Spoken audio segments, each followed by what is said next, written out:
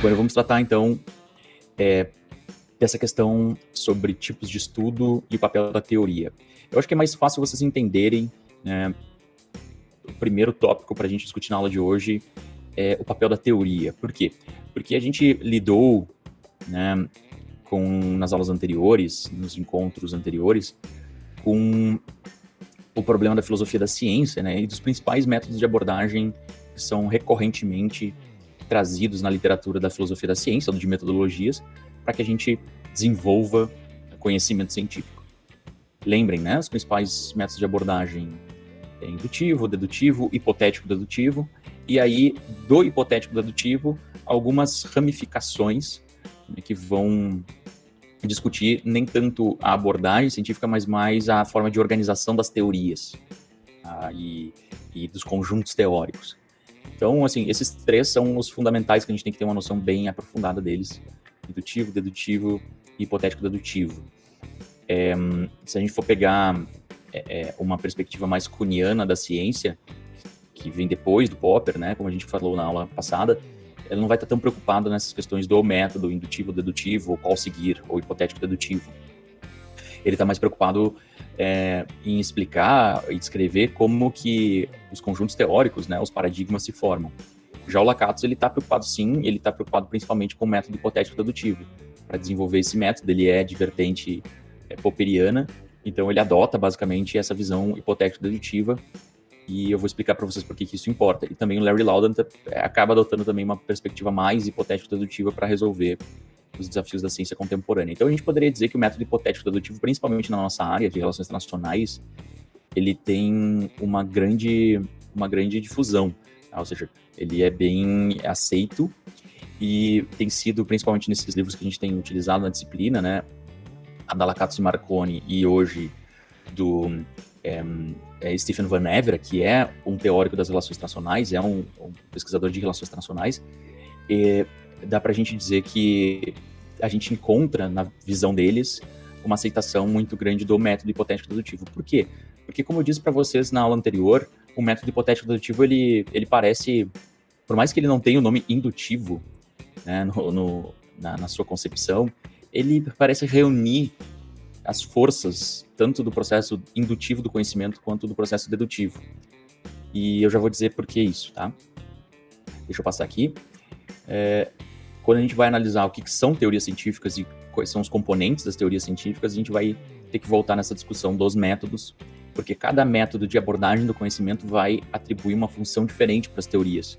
E o método hipotético-dedutivo, ele atribui uma função que envolve necessariamente indução e dedução. Então eu vou trazer isso para vocês em seguida. Bom, teorias. Definição, dicionário aqui, ó, tá? Para vocês terem uma ideia, né, o dicionário de áreas do conhecimento, existem dicionários de relações internacionais, existem dicionários de ciência política. Um dicionário de ciência política tem que ser quase que um livro de bolso de vocês. Se fosse na época do livro físico, não teria como ser de bolso, porque eles são tijolões, que são os dicionários de ciência política do Norberto Bobbio. Hoje já dá para ser livro de bolso, porque vocês podem deixar no celular. Mas são livros bem importantes, tá?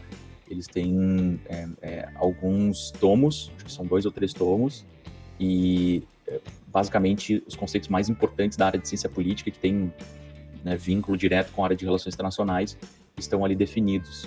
E ele é muito aceito. Então, um dicionário fundamental, o dicionário de ciência política, né? De política, especificamente do Norberto Bobbio. Outro dicionário bom, né, então, que ajuda bastante, é o de sociologia, que vocês podem achar como dicionário crítico de sociologia, ou tratado de sociologia, do Raymond Boudon. Tá? Eles escrevem o Bobbio escreve com Pasquino, e tem outros autores que também fazem os verbetes, que a gente chama, né, e o Boudon também escreve com outros autores, mas eles são os autores principais. O dicionário crítico de sociologia do Raymond Boudon ajuda bastante também a gente dar conta da nossa deficiência em alguns conceitos sociológicos e da política, né, que a gente acaba tendo alguma fragilidade na nossa formação de relações internacionais por ser uma disciplina muito ampla e integradora de várias áreas do conhecimento. Então, basicamente, a gente não tem uma disciplina sobre o que é legitimidade, não tem uma disciplina sobre o que são instituições. Na realidade, nesse caso a gente tem, né, mas instituições internacionais, instituições econômicas. Então, a gente acaba sendo uma área muito transdisciplinar e às vezes a gente tem dificuldade de voltar nos conceitos mais básicos das áreas as quais a gente bebe, né, das quais a gente bebe as nossas ideias, as nossas teorias. Então ajuda bastante, mesmo o dicionário é o primeiro passo para a gente entrar em contato com algumas discussões. O Wikipedia ajuda bastante, o Wikipedia, sobretudo em inglês, ajuda muito, principalmente quando vocês vão lá nas bibliografias e veem as fontes originais. Então, não tenham vergonha de utilizar como uma primeira consulta esses textos, dicionário, Wikipédia, e já como uma segunda consulta os dicionários das áreas específicas, dicionários de política, dicionário de filosofia, dicionário de sociologia, dicionário de relações internacionais, que são dicionários que, inclusive, podem ser citados.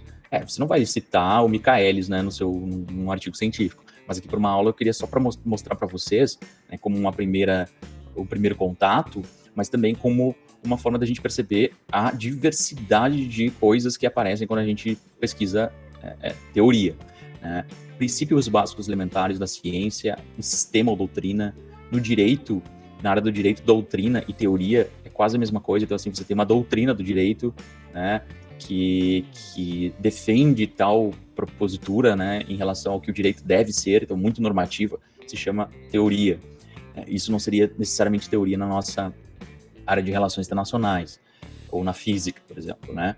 Mas diferentes áreas atribuem diferentes definições do que acreditam ser tal coisa. No caso, teoria, né, vai desde, então, esse conhecimento especulativo, um conhecimento que se limita à exposição sem passar a ação, ou seja, um conhecimento que não age, né, contrário da prática. Então, tem uma visão aqui de senso comum, acho que a Lakatos e Marconi colocam também no trabalho delas, né, como muitas vezes teoria é vista como oposta a fatos, né?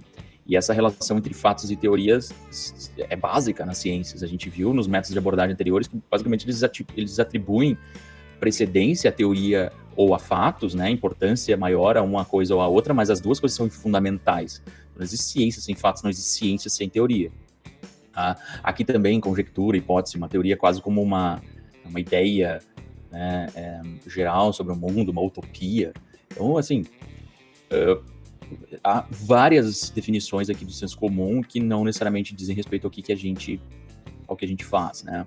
Conhecimento especulativo, ideal, independente de aplicações, conjunto de regras, leis sistematicamente organizadas, que servem de base para uma ciência de uma explicação grande número de fatos. Aqui já começamos a ter uma visão mais clara do que parece ser teoria para o nosso caso. Então, conjunto de regras, de organização de conceitos, que tem uma lógica e que procura dar compreensão ou explicação a fenômenos reais, né, a fatos.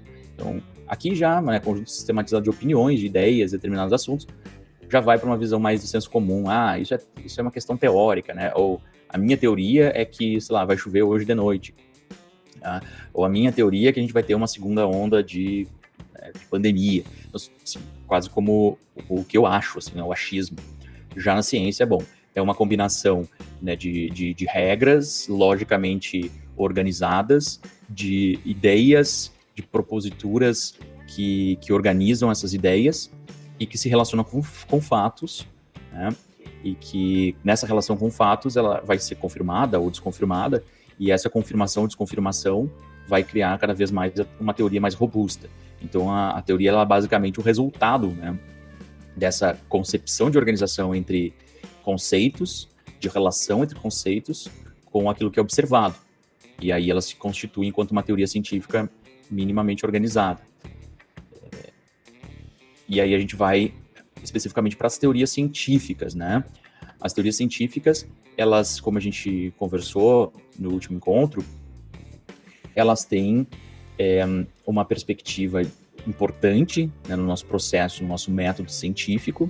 Ela tem uma posição fundamental, mas diferentes abordagens científicas vão entender o papel da teoria de maneira distinta. Então, a teoria ela vai funcionar para aqueles diferentes ramos, né, da filosofia da ciência e digamos, da lógica do raciocínio, seja dedutivo, indutivo ou hipotético-dedutivo, que é o Popper aqui, tá?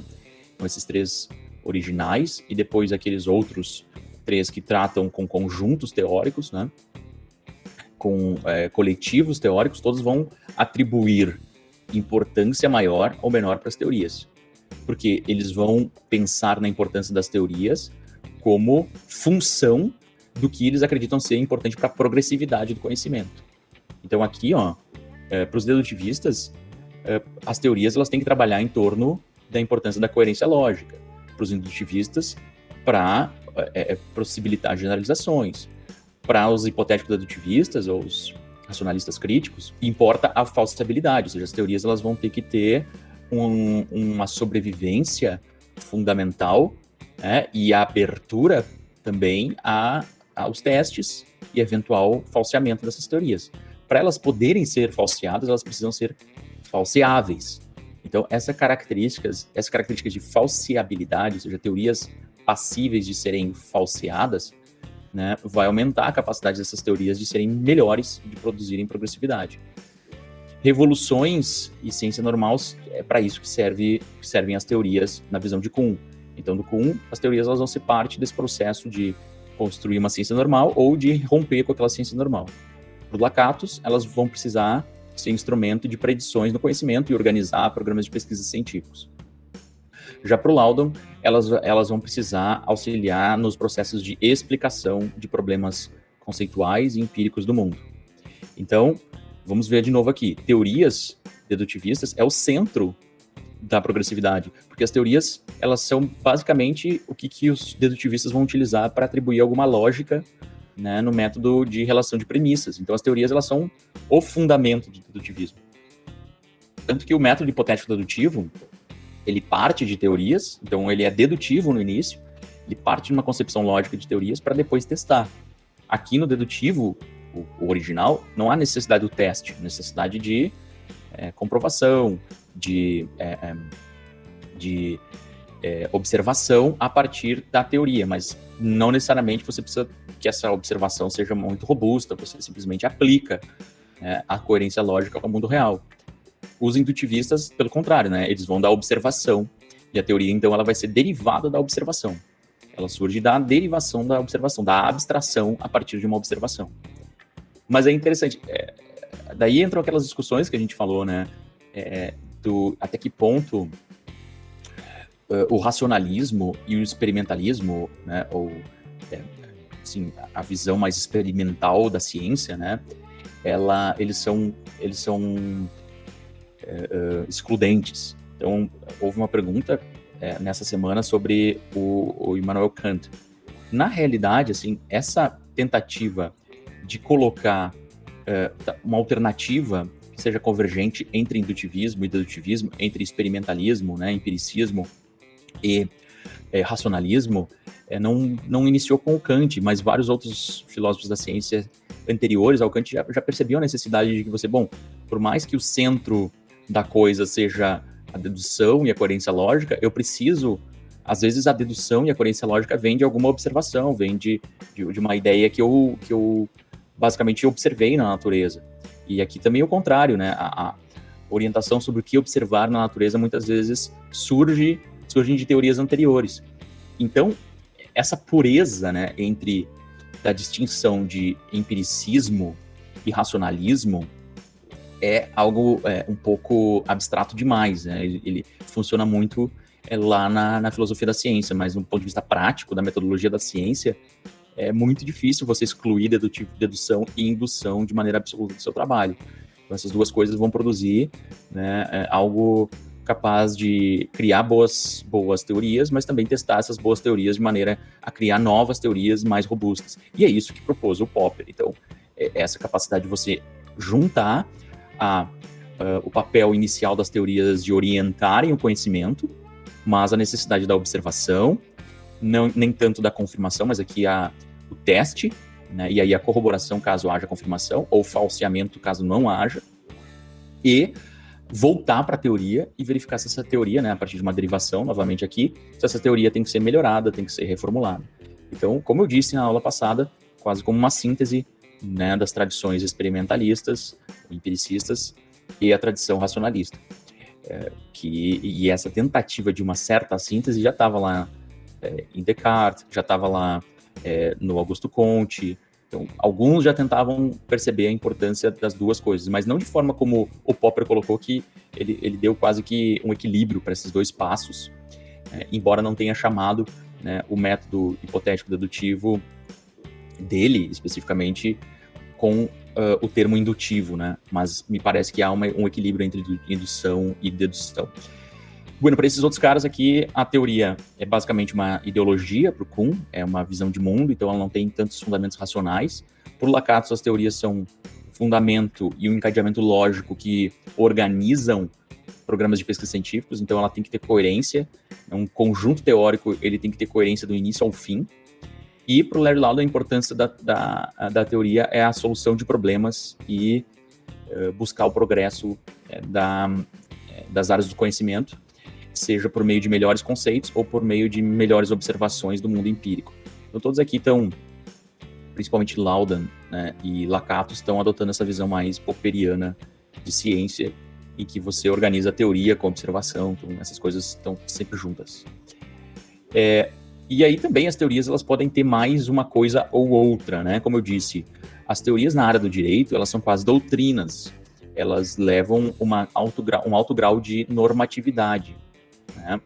Já na área das ciências mais aplicadas, ou ciências sociais aplicadas, as teorias elas buscam ser mais uma explicação, né? Uma relação entre diferentes conceitos ou diferentes eventos, né? A causa B, por exemplo, vamos pegar fenômenos do nosso dia a dia, né? A combustão, né, causa o movimento do motor do carro, né? Ou outra coisa, a energia dos nossos alimentos causa melhor desempenho do raciocínio, né, do ser humano. Ou coisas, né, absurdas, né? Na realidade, nesse caso, serve bastante. Estudar causa sucesso e aprovação da disciplina. Ao contrário de se a gente fizesse assim, né? Rezar, fazer orações diárias vai causar o sucesso na disciplina. Na realidade, pode haver uma coincidência entre essas duas variáveis, mas não que uma coisa cause a outra. Depois, na aula que vem, eu vou mostrar um pouco para vocês o que a gente chama, né? Como que a gente chama essa coincidência. Tipo assim, tem algumas teses assim de que lembrem, né, aquela tese lá do Mick Jagger torcendo para o Brasil, para a seleção brasileira. Assim, o Mick Jagger causa a derrota da seleção brasileira em todos os jogos que ele assiste, né, ou que vai no estádio. Parece ser uma relação assim totalmente, né, estatisticamente ela é convincente. Eu acho que todas as vezes que aconteceu deu problema para a seleção brasileira. A outra questão é vitória da seleção brasileira em Copas do Mundo causam, ou seja, a seleção brasileira ganhar campeonatos mundiais causam a não reeleição ou a mudança, transição de poder na presidência do Brasil. Isso até o Bolsonaro, a eleição do Bolsonaro estava funcionando. Você tinha, depois da democratização, né, em 94, você teve mudança de presidência, depois em 98, não. O Brasil não ganhou, teve reeleição. Depois, em 2002, o Brasil ganhou, houve alternância de partido. Depois, em 2006, o Brasil não ganhou, teve reeleição. E aí, em 2010, o Brasil não ganhou, teve novamente a manutenção do partido no poder. 2014, mesma coisa. Então, assim, mas então quer dizer que a seleção brasileira é a causa da alternância ou não de poder, né, no nosso país. Deixa eu ver aqui. Não dá para dizer que são construídas junto a uma falácia? Sim, é um exemplo de... sim, vocês colocaram aqui, a Ana Luísa colocou uma outra, né? O uso de ivermectina, né, e outros remédios para o Covid. Exatamente, então assim, então tem uma coincidência de que eu não peguei Covid porque eu tomei ivermectina, né? Ivermectina, isso. Vermífugo, né? Sim, tomei vermífugo, não peguei Covid. Então foi por causa do vermífugo.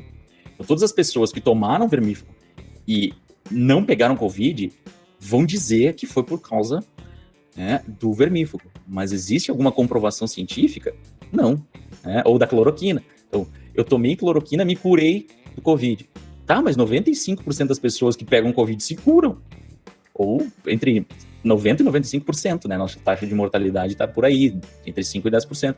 Então, assim, vai fazer um estudo, então, com essas 90% das pessoas, né, que pegaram Covid, ou, né, a totalidade das que pegaram e sobreviveram, e quantas delas tomaram cloroquina. É claro que não foi nem a metade. Agora, se você vai pela lógica daqueles que querem corroborar, simplesmente confirmar suas teorias, é claro, ele vai dizer, eu tomei e me curei. Então, parece que a cura se dá por aquilo, e não necessariamente pela sua capacidade de se recuperar de anticorpos, por não ser de grupo de risco, etc. Então, é muito fácil você sustentar uma teoria pela correlação. E uma correlação, muitas vezes, espúria, uma falácia, como vocês mencionaram aqui, porque não há uma estatística que corrobore isso. Então, é simplesmente um argumento, né? Na realidade, para que você tenha certeza de que algo causou outra coisa, você tem que ter, né, não só uma correlação entre essas duas coisas, mas uma evidência de que de causa e efeito que envolve tempo diferente, que envolve comparação de casos, que envolve falseamento. Então você não poderia ter nenhum caso de cura da Covid, lembre o Popper lá, né? Em que a pessoa não tenha tomado cloroquina. Porque senão a cloroquina seria uma condição necessária e suficiente para cura da Covid. Então, tudo isso é base de métodos científicos para que a gente tenha argumentos mais sólidos e não apenas achismos, né? E é isso que eu queria também que hoje, na aula de hoje, vocês vão começassem a pensar. Tá, é assim que a gente começa a abrir a nossa mente para uma lógica científica. Com coisas meio esdrúxulas mesmo, assim, né? Que pena que a sociedade não usa, né, a disseminação de teorias esdrúxulas para começar a entender a separação entre o que é absurdo e o que não é. Geralmente as pessoas, como eu comentei ali no fórum, como vocês estão falando, geralmente as pessoas simplesmente reproduzem essas ideias. E não vão, não, peraí, tem um problema aqui, óbvio, de lógica, então poderia ser um problema de falácia por meio do erro da lógica, ou erro do silogismo, ou um problema de falácia pela a não comprovação empírica, né, daquela relação, daquela realidade. Então isso tudo é algo que a gente tem que entrar no debate, porque isso é capaz de transformar nossas sociedades, né? Em sociedades cada vez mais alienadas, como a gente tem visto pelo acesso à desinformação. É engraçado como a gente fala muito do acesso à informação na era digital, mas nem tanto o acesso à desinformação. Talvez esse acesso tenha sido ainda maior, né? O acesso à desinformação. E aí a gente, brincando, às vezes consegue resolver alguns problemas para entender o que é uma teoria científica. Então, coisas do tipo, né, de assim, teorias esdrúxulas, a gente vai ter que começar a fazer também para raciocinar esse tipo de ideia. E isso vem muito de mitos, assim, né? Do mito, assim, de signo, né? Então, assim, eu sou nervoso, irritado, porque eu sou de escorpião, né? Ou eu sou, sei lá, preguiçoso, porque eu sou, não sei, existe um signo preguiçoso aí, gente, porque eu sou de virgem, talvez? Não sei, tem algum astrólogo aí? Ou astróloga? Então, assim, mitos que vão surgindo, mas que já são uma lógica inicial de relação, peixes. Talvez, peixes. Peixe fica naquela coisa assim, né? Boiando, deixando o mar levar, isso aí. Então, é uma tese da astrologia, de um conhecimento dos astros, um conhecimento metafísico, né? Que não tem poderia ser testado. Se a gente fosse ir atrás dessa questão, a gente poderia pegar uma amostra de pessoas de signo tal e ver se elas têm um comportamento parecido. É claro que elas não têm um comportamento parecido. E aí a astrologia começa a criar conceitos do tipo assim, ascendente, lua, hora de nascimento. Assim, quando há um caso desviante, existem novas variáveis que dão conta desses casos desviantes. E aí a gente tem que tomar cuidado para que essas teorias não sejam criadas só para se proteger, para elas não serem falseadas.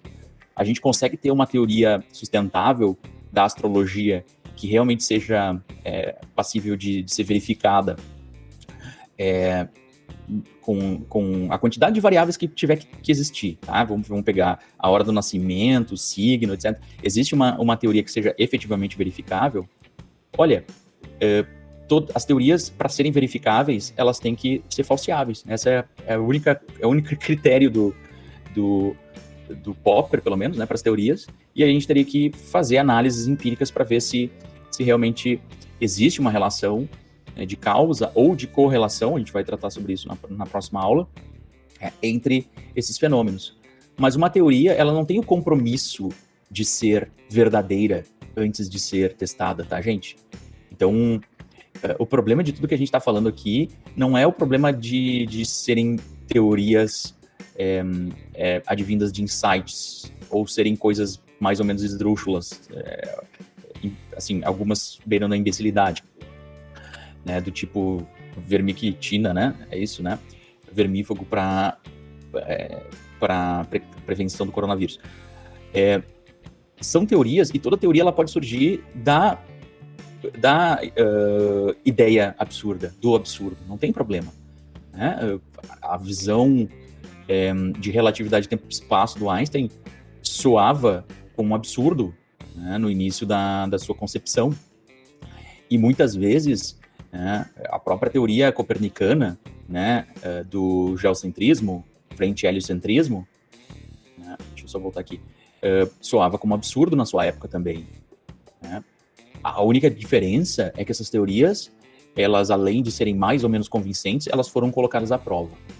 Foram colocadas à prova e elas permaneceram presentes ao longo do tempo como algo aceitável porque foram colocadas à prova. Então, não é um problema alguém dizer que a Terra é plana, tá? Enquanto, assim, a gente permanecer aceitando a pluralidade do conhecimento, a democracia do conhecimento e tal, as pessoas podem sugerir algo desse tipo. O que é absurdo é as pessoas acreditarem nessas coisas, acreditarem na veracidade de teorias que são apenas insights, sem evidências, sem testes efetivos. Então, esse é um problema fundamental.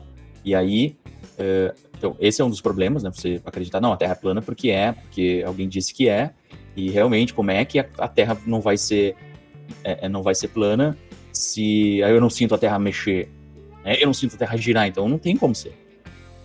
Bom, mas tem outras evidências fundamentais da Terra ser né, não ser plana, né?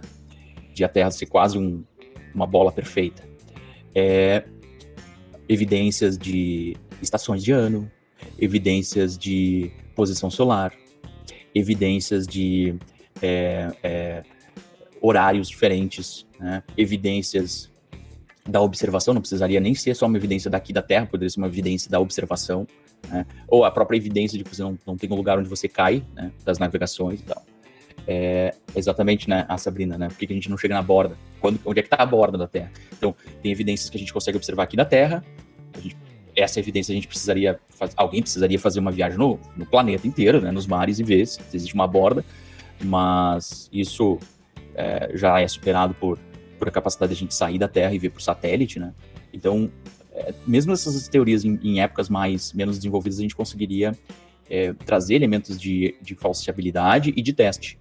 Então, o problema em si não é a teoria, gente. O problema é como a gente acredita na veracidade dela se a gente não tem elementos de confirmação e corroboração.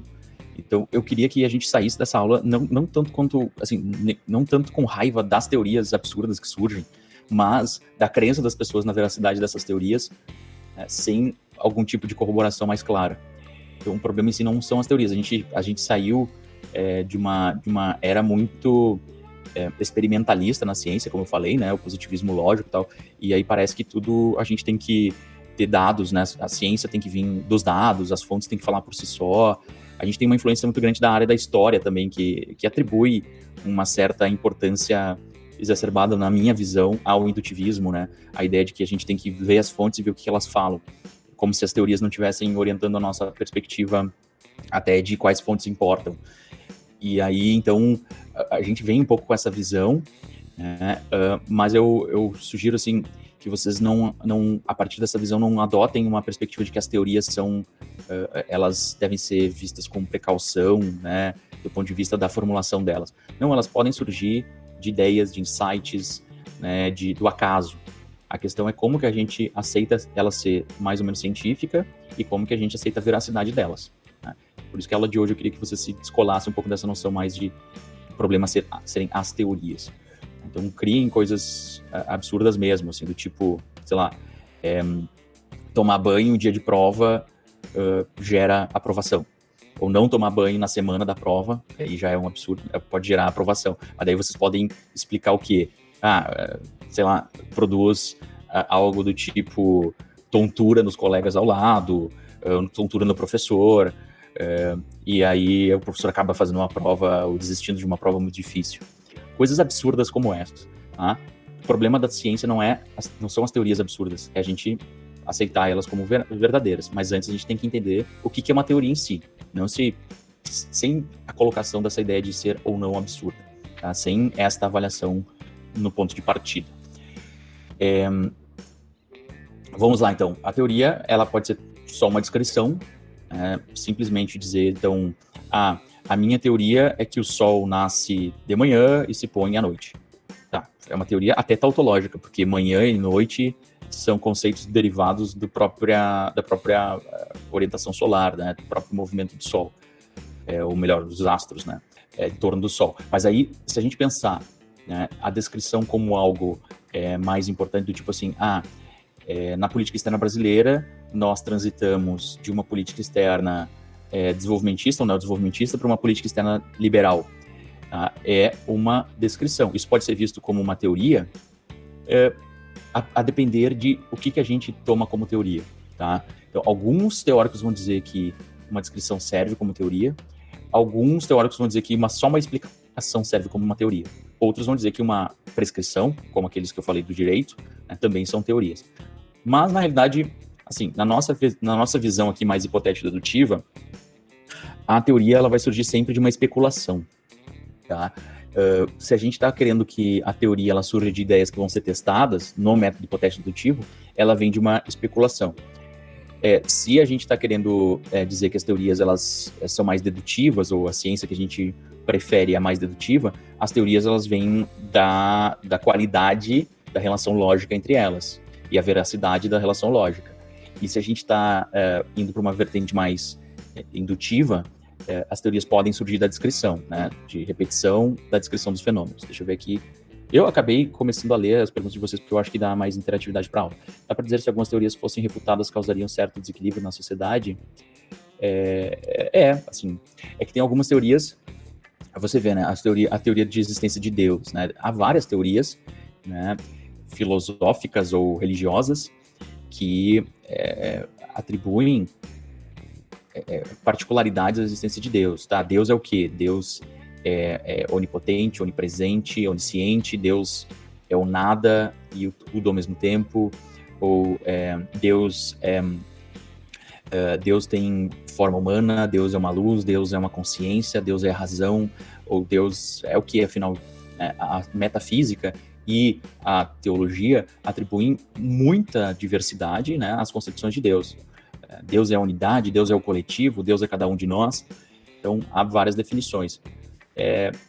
Essas definições teóricas, né, essa proposta teórica de que é Deus, geralmente não é uma proposta científica, porque ela é muito difícil de ser corroborada, né? Então, se eu disser Deus sei lá, a união da bondade de todas as pessoas, tá? Isso é Deus. Estou chutando aqui uma teoria sobre o que é Deus, tá? Não é necessariamente de alguma religião, mas na realidade algo difícil de ser corroborado, de ser comprovado, porque é uma visão de mundo. Eu não tenho como dizer que a junção do bem de todas as pessoas vai formar, sei lá, uma egrégora, um espírito ou uma energia que se constitui enquanto Deus. Pelo menos não nos recursos que a gente tem, né, dos métodos da ciência atual. Portanto, é uma teoria que não é científica, mas é uma teoria.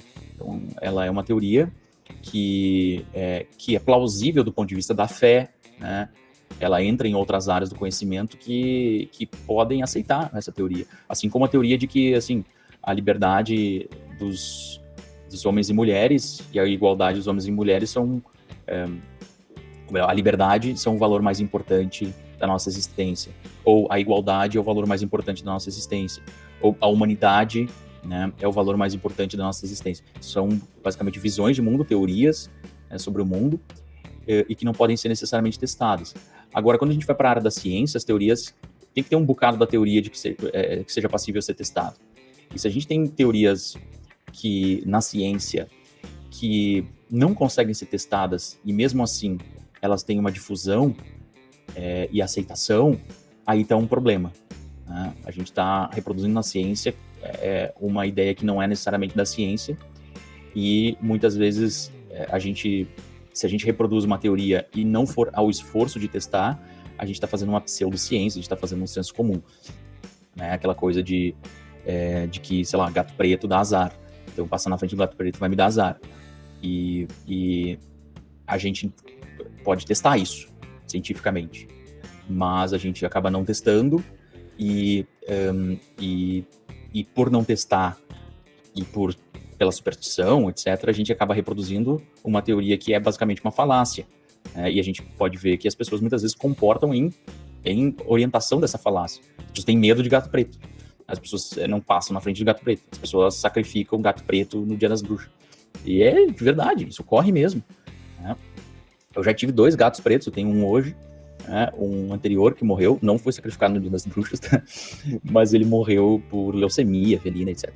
E os 2, quando eu fui adotá-los, né, e as pessoas, a Sociedade Protetora de Animais, etc., comunidade, mencionaram, olha, você tem que dar aqui um reconhecimento de que você vai cuidar, porque, sobretudo no mês de outubro e novembro, os gatos pretos são adotados para serem sacrificados por algum tipo de ritual supersticioso.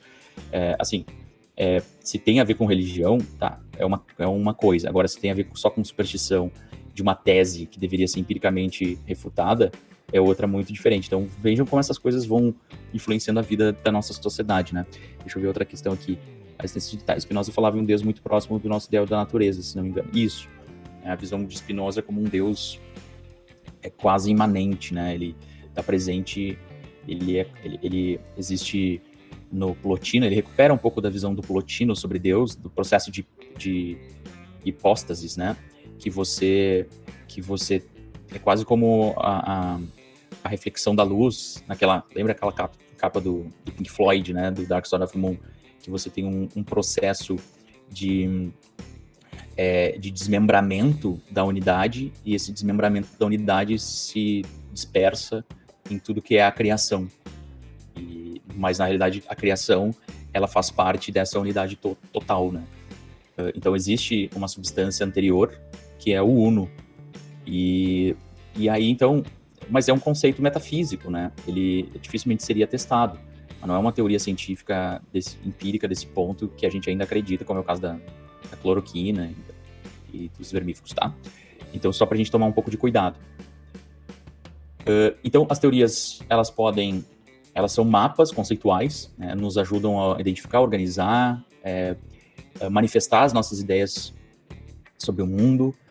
Elas podem envolver explicação, elas podem envolver predição.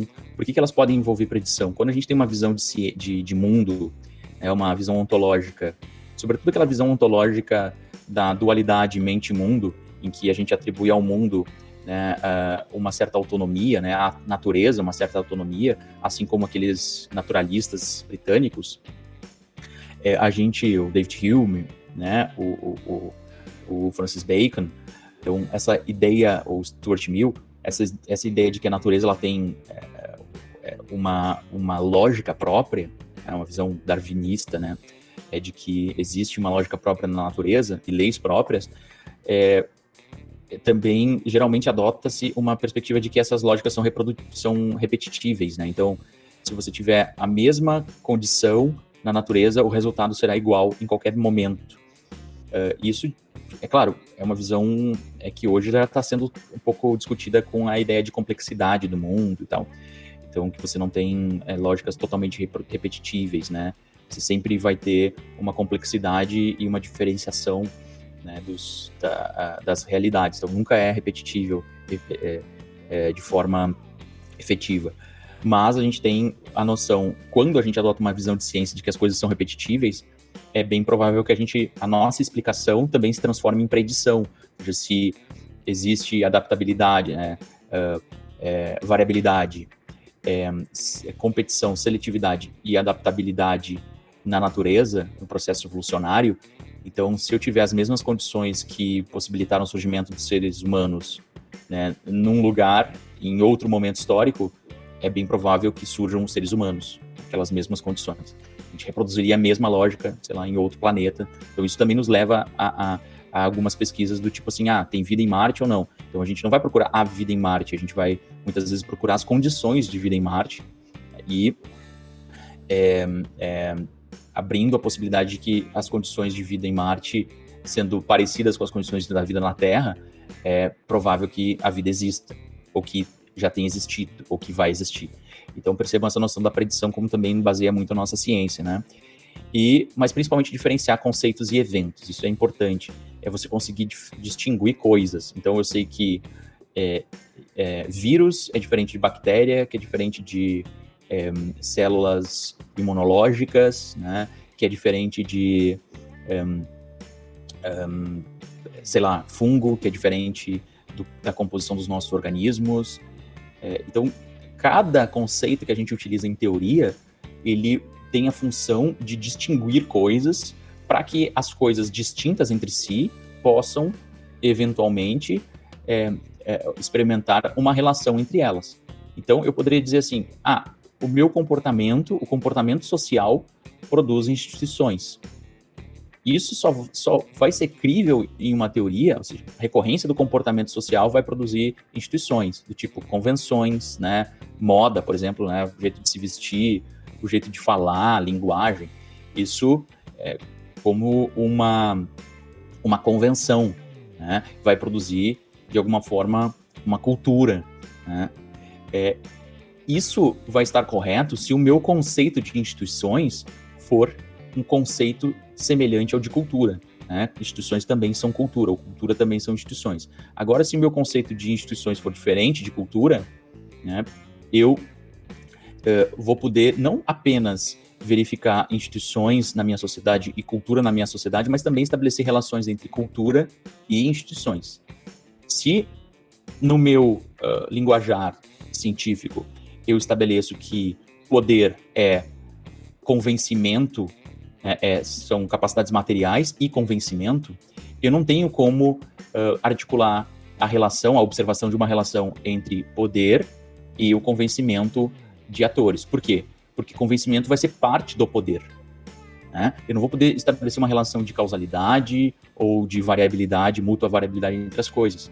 Eu só vou poder fazer uma relação de que, sei lá, o Red Bull me dá energia se eu saber que o Red Bull não é energia e de que energia não é Red Bull. São coisas distintas, né? Eu vou, assim, começar a categorizar o mundo físico, natural, o mundo social, com conceitos que vão possibilitar compreender relações entre eles. Então, doença e antídoto são conceitos distintos para que a gente consiga observar relações entre essas duas coisas. Tá? Sintoma, diagnóstico, né, antídoto são coisas diferentes. Se a minha definição de sintoma for a mesma definição de doença, eu não vou conseguir estabelecer uma diferença entre a doença em si, né, e o sintoma. A mesma questão, daqui a pouco, então, toda doença que tiver, ou sempre quando tiver sintoma de dor de cabeça, eu vou ter aquela mesma doença, porque não há uma distinção entre sintoma e doença. Mesma questão na psicologia, né, a psicanálise freudiana. As manifestações que a gente tem do nosso inconsciente pela terapia ou por alguns momentos de ansiedade, de angústia, são manifestações que são sintomas, né, de processos que ele chama, né, de recalque de alguns traumas do inconsciente que a gente, né, experimenta ao longo da nossa vida, sobretudo relacionados à sexualidade, claro, no caso do Freud. Mas, então, assim, eles não são o problema em si, os sintomas não são o problema em si, eles são apenas indícios, né, que ele chama de abreação, ou seja, de uma reação de algo que você não reagiu na hora, que você recalcou para o inconsciente, e depois de anos, décadas, às vezes, você começa a fazer uma abreação. O que pode ser essa abreação? Depressão, pode ser revolta, neurose, né? Ele chamava, né, isso muito de histeria na época, então, fenômenos histéricos, de convulsões, né? Então, esses ataques, eles são sintomas, mas não são a doença em si, não são a patologia em si. O problema em si é o recalque de algum trauma colocado em momento anterior, né, no âmbito lá do inconsciente. Então, percebam que essas definições são fundamentais para que a gente consiga elaborar teorias mais claras, né, mais complexas de relação entre conceitos. Então, hoje a gente vai tratar um pouquinho, na aula que vem também, de conceitos. Então, a teoria ela pode ser um bocado de qualquer dessas coisas aqui. Ela pode ser um treco maiorzão, que é uma compreensão, que envolve descrição, que envolve, assim, vamos compreender como mudou ou como evoluiu a política externa brasileira. Então, assim, a política externa brasileira era globalista em certo período histórico, depois se tornou alinhada aos Estados Unidos, depois se tornou desenvolvimentista. Então, eu não estou explicando as causas da mudança. Algumas teorias vão para a explicação. Tá? Algumas teorias, elas querem saber não só como mudou a política externa brasileira, mas por que mudou. Mudou porque mudou o presidente, mudou porque a formação das elites brasileiras é assim, mudou por causa da disputa de classes, mudou, sei lá, por quê. E geralmente, quando tem explicação, se você tem uma visão de mundo da recorrência evolutiva dos processos, né, há possibilidade de você também pensar em predições. Então, assim, se eu vou dizer que lembra que eu acho que eu falei em uma outra aula, toda ascensão de uma grande potência no sistema internacional produz guerras centrais, né? Então, eu vou predizer necessariamente que quando vier uma ascensão de uma grande potência, vai ter uma guerra central nas relações internacionais. Eu vou tentar estar procurando essa guerra. Em algum momento, até para corroborar a minha teoria, eu vou tentar encontrar onde que foi essa guerra, quando que foi essa guerra. Pode ser que daqui a 100 anos essa guerra vai acontecer, e aí sim eu vou dizer, não, tá aí, a guerra aconteceu mais tarde, mas aconteceu. Então tem esse problema, inclusive, da gente usar as nossas teorias de uma maneira que a gente tente encaixar os fatos na corroboração dessas teorias. E aqui, a normatividade, né? Eu vou dizer assim, honestamente, não existe teoria sem normatividade. Todas as teorias estão pensando, por mais ingênuas que elas surjam, assim, tô criando uma teoria idiota aqui, sei lá, quanto mais cedo eu acordo, mais produtivo eu fico nas minhas atividades diárias. Então, pode ser uma teoria. Tem outras teorias assim, quanto mais coisas eu faço, mais produtivo eu sou, né? Acho que recorrentemente a gente chega numas ideias do tipo adoidadas como essa, assim, né? Então, tem que fazer bastante coisa para ser produtivo. Na realidade, a gente se torna, né, não necessariamente mais produtivo, mas mais ansioso em relação à necessidade de resolver tantas coisas, né? Mas pode ser uma teoria. Então, nessa teoria, por exemplo, de quanto mais eu trabalho, mais produtivo, quanto mais atividades ou disciplinas da graduação eu assumo, mais produtivo eu sou, vai carregar dentro de si, mesmo implicitamente, a normatividade de que eu tenho que trabalhar mais, eu tenho que realmente aceitar coisas, admitir coisas, que aí sim eu vou ser produtivo. A questão é, se essa produtividade pressionada pela necessidade de resolver coisas em grande quantidade não vai te levar a um esgotamento também, né? E às vezes esse tipo de teoria, ele carrega em si uma normatividade e é implícita, e às vezes a gente aceita essa normatividade sem questioná-la. Assim como a normatividade do realismo ofensivo, de que os Estados Unidos têm que balancear, de que potências globais balanceiam potências, né, digamos assim, candidatos hegemonas globais balanceiam candidatos hegemonas regionais. Então os Estados Unidos têm que balancear a China. É uma normatividade que parece estar presente ali, alguns momentos implicitamente, alguns momentos explicitamente. O que as teorias críticas nos falam? Que a gente tem que ser cada vez mais explícito em relação à normatividade, para que a ciência seja mais sincera e honesta com a sociedade. Mas isso tudo, todos esses elementos, a ciência pode ter mais ou menos, as teorias podem ter mais ou menos, a depender da visão que a gente tem sobre teorias.